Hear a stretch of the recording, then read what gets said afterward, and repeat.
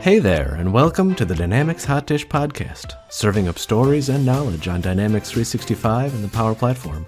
This is What's Hot in Dynamics. You're now joining Merlin Schweiger, Liz McGlennon, and Ashley Steiner.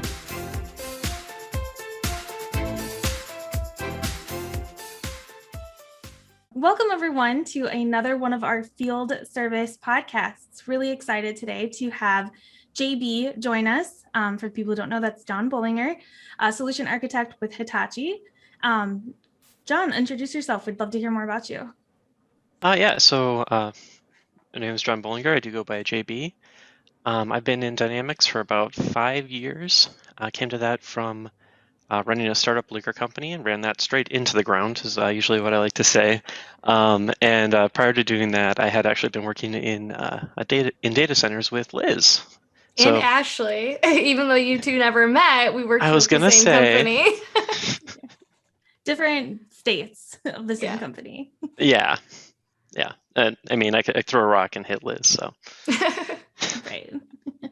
And then within Dynamics, my entire time has been spent in field service. Started with the Field 1 stuff, and then really just ran with that. My entire consulting career has been in that space. I have never been on a Salesforce automation project ever. Those are ancillary to what we do in field service. That's a vestigial organ. Really. So it is crazy to me that you've never deployed like kind of core CRM. So I know you said you've never done sales, but you've never done like marketing or service either, have you?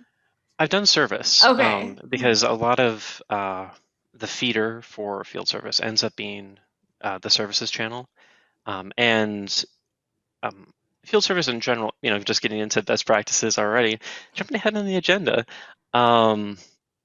Field service is kind of almost a middleware between your Salesforce automation, your services, and then your ERP. It's this last stop.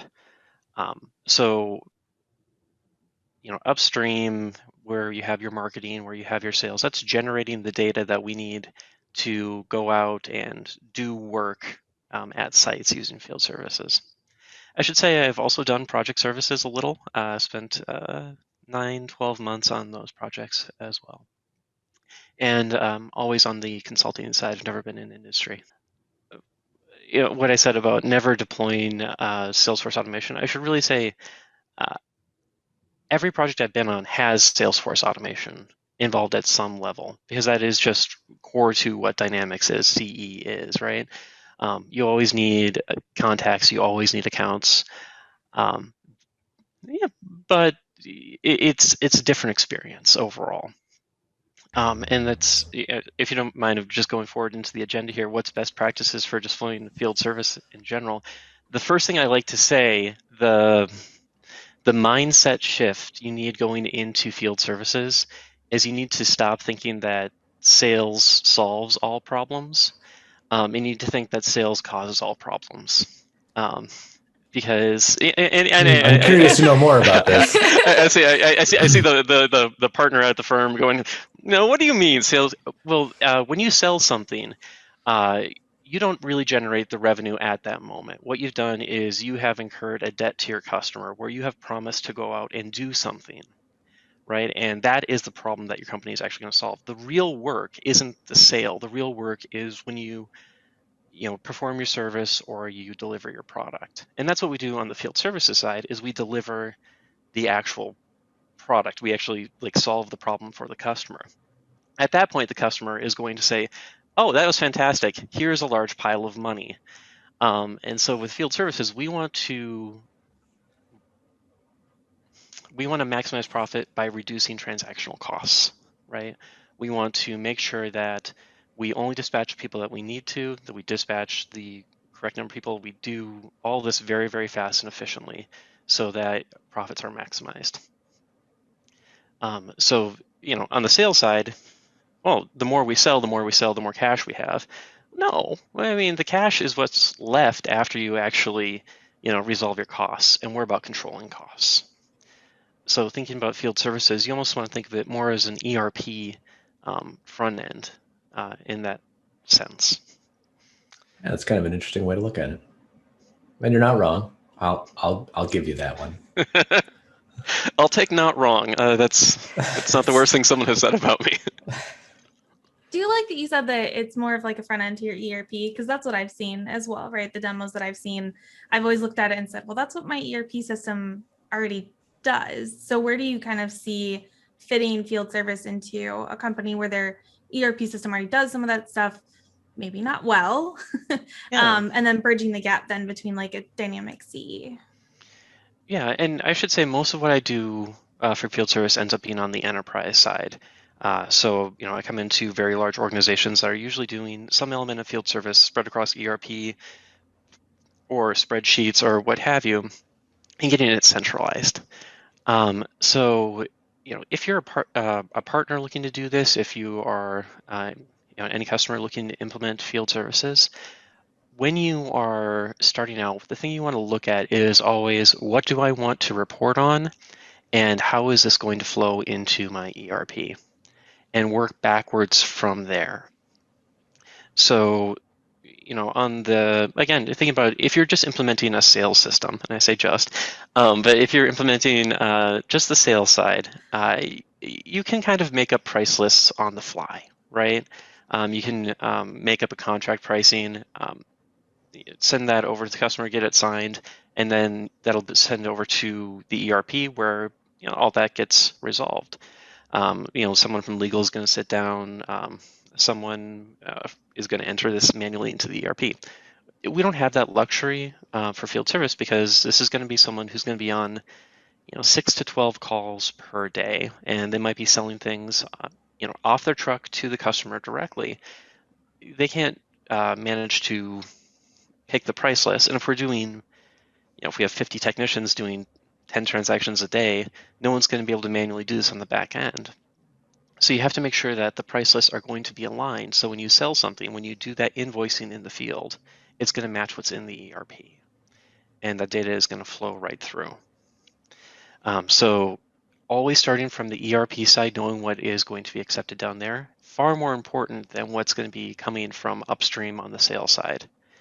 Which isn't to say like the ideal isn't that it's going to flow through, right? Because you want a true integrated process where your marketing leads eventually turn into sales accounts, which then get services at your service desk and maybe have to be dispatched to your field service, and then you send out a bill from your ERP. That's the glorious vision. That's really hard to do. So step one is definitely connecting not from your sales side, not from your services side, but from your ERP, from your actual billing end. And as far as reporting goes, I've done this a lot where I sit down, especially with oil execs, and I say, okay, what do you want to report on? And they say everything. I want my technicians to know at the moment that they do something. I want to know, 5-minute increments as they work on it. And what I always say is, well, you want your employees to lie to you, is really what you just said there, because they're all going to enter this after the fact, because as they're driving around in, the desolation of West Texas, they're not going to be entering this as they drive. And if they're on the oil rig, they're going to be covered in oil, like literally in like mud, and they're not going to want to touch their $900 smartphone. So they're going to enter this long after the fact. So getting people to come up with realistic things that they want to report on is just massive for that. And I know this is always a struggle because execs always say, I want to know everything. You can't. You can't be omniscient. It'd be fantastic if you could. It would be pretty handy. I feel like that's not necessarily unique to field service, but it's a good point to consider. Like when you're asking about what you want to report on, you have to be realistic about both the data that you can get and also how often you can get that data. Exactly. And the problem we face in field service far more than with the sales services or marketing side is people are physically at a place where it's usually not pleasant to work with data. You're on your mobile, you're maybe in someone's home. I just had a drywall contractor come out to do an estimate. Well, he was standing just in my living room for 5 minutes, pecking away at his device. He wasn't using Dynamics, right? And if he was, I didn't implement it. Trying to get a quote out to me. It's hard to do. It's an awkward, unpleasant interaction, and you have to minimize that. Is really what we're looking at. As far as other best practices, data people. When I get onto a project, the first person I go to is not the project manager; it's the data person, because with field services, with project service as well, way more than sales or service, the configuration is defined in data. So that is config files that need to be moved from dev environments to QA to testing to staging and prod. That's hard to do.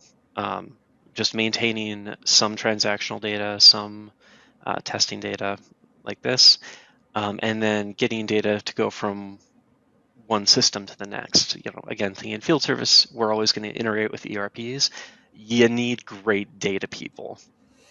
And fortunately, I've mostly had great data people experiences working with fantastic partners, but that's way up there. And I know it's not unique to field services, but if you have the best data person on the sales team, I'm going to steal them.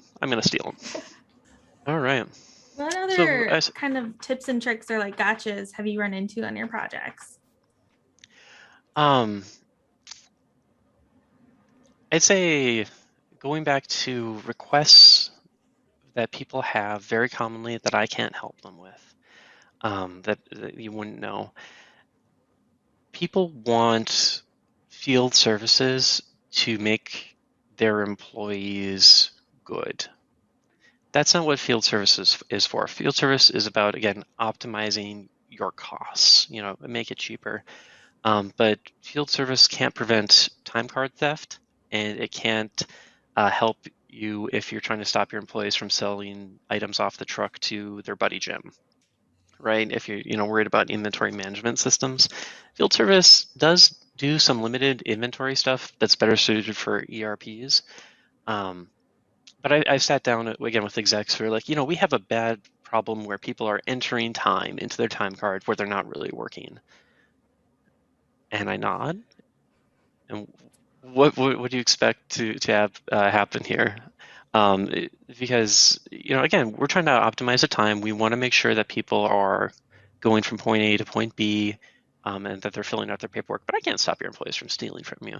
If they want to steal, they're going to. So again, just thinking in terms of this is a service about getting people places with the right stuff. And doing the right thing. It's not about magically making your employees into law-abiding citizens. That'd be the first one I would say there. And then the tips and tricks, gotchas to work out for. When you start a company or you start any organization, the first thing that you implement is your ERP, because you need a place to keep track of your cash transactions. And then if you start a second piece of software, it's usually your sales CRM. And ne'er the twain shall meet, right? And they grow up independently, and at some point you replace your ERP, start with QuickBooks, and it becomes something like F&O, right? And you become an adult organization. And then your CRM grows up organically, and it becomes highly customized. And you start doing some really fun things with the interface. New features are released, and all of a sudden we have these neat editable grids, and we're just going to throw that in. And when you implement your field service, don't be cute with the interface. Don't try to chase the latest trend or anything like that, and don't try to get around what the software wants you to do. I've come into organizations that have implemented field services, and they have, for instance, left off the booking entity from work orders. They said, well, everyone always solves their dispatches on the first dispatch. There's only ever one technician. We're just going to do work orders. And that lasted until they turned it on and discovered that, quite often we send out a technician and his apprentice. Or Often jobs will go into 2 days. Well, how do we track this across 2 days? They just usually work it out. This is not something you can do. If you're trying to actually keep track of your data. So working with the software in advance, going to trainings. A lot of partners offer trainings. Microsoft has some fantastic training for how the software wants to work. That's going to go a long way. We all know that rework is more expensive than doing it right the first time. Definitely do the education end. Won't plug for specific partners here, but we all know that certain ones offer great trainings there. So you're saying that you shouldn't learn field services by trial and error? You should not learn field services by trial and error. Unless you really want to hire me, you can find my rates from Hitachi right now. I think that you touched on something really important there that I've been hearing kind of as a theme is, field service is set up in a certain way to be used. It's not, Dynamics is, customizable. That's what people love about it. And not to say that field service is not, but there is a very strategic way to use the tool, it sounds like. Yeah, absolutely. I'd say the closest on the sales side would be the opportunity entity, which is fairly rigid with how it wants you to work with things. But field service, when you install it, that's about as many entities in just field service as there is in the rest of CE. It is a huge package, and the number of plugins that you're going to get, the number of flows, it's exponentially greater. Which isn't to say it's not customizable. It truly is. You can do all the fun stuff that you're used to doing in sales, in field service, but if you're not working with the plugins, if you're not working with those flows, you're going to have a bad time, right? You're going to create two problems rather than solving one. I won't say very much about project service because it's not my area of expertise, but it's much, much worse on their side where you have to obey the strictures of project service. So if you're looking into either of those, definitely look before you leap whenever you make changes to like default values on forms, for instance. That can cause problems. Writing a flow that will change a value, well, maybe there's a reason it's supposed to be changed manually. Let's follow that through. Yeah, stuff like that. One of the things you said that I find, oh, sorry, John, go ahead. No, please. I was gonna say, one of the things that you said that I found really interesting is like, don't make field service cute. And where like a sales, for like, I've always worked with the sales, I've worked with service and marketing as well. But one of the things they're always trying to do is make it more attractive to salespeople to get them to want to use it. But it sounds like the difference with field services, it's absolutely necessary. You don't have to like bribe people in with like some cool little charts or custom controls. Yeah, and we do use the charts and custom controls, right? But user adoption is if you don't open up this device, you don't get your tasks for the day and you don't bill. That is it. It's not a question of can you export this to a spreadsheet. It's just not going to be available to you. And again, you're deploying out to 50 to 500 people. Yeah, gosh, I don't really worry about user adoption. I worry about user training. I know Merlin is on his current big push to get everything agile forever. At some point, you do have to stop with the agile, though. You're designing a mobile app, you're designing a portal, you're designing a web interface. You're going to have to train all of those people. And it's hard to do field services in a gradual rollout. It's quite often a big bang. So worry less about user adoption and worry more about user training. I think that makes sense. Sarah, couldn't wait for Merlin's reaction to that since Merlin loves Agile. And you can still develop it in an agile fashion, JB. You just deploy it in a big bang. In the 5 years I've worked with Dynamics with field service, I have, I think, once worked a waterfall project. Everything else is agile. Right. Mostly because I've had to train customers along the way. So they ask for a feature and it's like, okay, we're not going to do it. Or we're going to do it a different way because, by the time we go live a year from now, you're going to really regret it if we try to do it that way. So 3-week sprints. I'm sold. Great. Out of curiosity, so you mentioned earlier that most of your experience is on large enterprise projects. Mm-hmm. One of the things that I'm sort of curious about, and I've asked our other guests about, is if it's feasible to implement field service for a smaller organization. So instead of 50 to 500 techs, like, does it make fiscal sense to deploy field service for like 10? I don't answer licensing questions. I'm not asking about licensing. I'm asking about like implementation effort.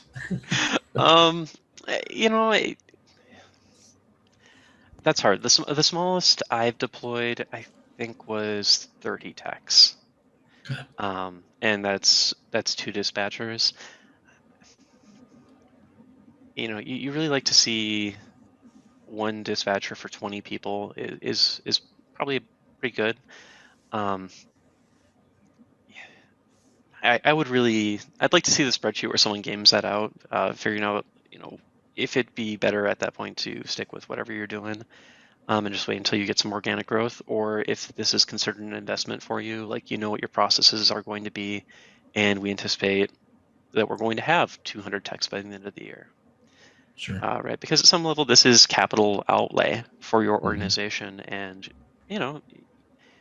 say that in a year you're going to buy 3 more buildings. You're a repair company. Well, why don't we spend the time now, while we're a small organization, to get the software in place so that when we're a large organization, we're ready. But if you think, gosh, we're a 20 or a 30 tech shop, I'd be uncomfortable saying, oh yeah, definitely we can make that work.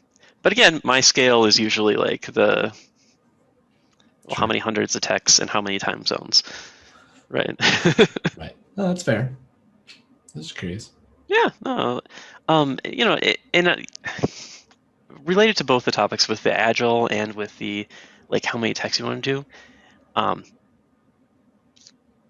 don't boil the ocean with this, right? Figure out what you need to do first, do the first thing first, do the second thing second. Because if you try to go live with your first edition, it's going to do time cards, inventory, work orders, dispatching. You're going to waste $500,000, and you're not going to have a workable system at the end because you didn't focus it down. But we all know that to be true from all of our failed implementations, right? How you learn. Live and learn. Live and learn. John, is there anything else, or sorry, JB, that you haven't shared yet today that you want to? I truly believe that in the universe of Star Trek, think Enterprise D, field service is going to be the CRM that's left. So, if you're thinking about truly like the Roddenberry future, they're not going to have a sales system. However, they do need to coordinate people on engineering. So that's why I think field service is very worthwhile. Are you trying to convince us to switch over to specializing in field service? I think more people. I think everyone should specialize in field service. After the communist revolution, they're still going to need field service. I'm just throwing it out there. I'm gonna have to look up that Star Trek reference. I've never watched it to understand. I know, I'm so sorry, JB. I'm disappointed. Well, we always like to end with this, last question is our favorite question. Obviously, you know that our podcast is called the Dynamnics Hot Dish. So it would be a shame if we did not ask you what your favorite hot dish is. And do you know what a hot dish is? Do we need to? Oh, no, I'm from the Minnesota area. Yeah. Yeah. I'd say shepherd's pie. I'm a vegetarian, so make it with lentils, but yeah, shepherd's pie. Nice. Good choice. I like it. Yeah, absolutely. Love mashed potatoes. Get a nice, good stratification in there. Yeah, tasty. All right. Well, thank you so much, JP, for joining us today. We really appreciate having you on. It's been a pleasure. Thanks for having me. Thank you. Thank you. Thank you for listening to the Dynamnics Hot Dish podcast. For additional content and previous episodes, check out our website at dynamicshotdish.com, follow us on Twitter at dynamicshotdish, and subscribe to our podcast for notifications. Thanks. See you next time.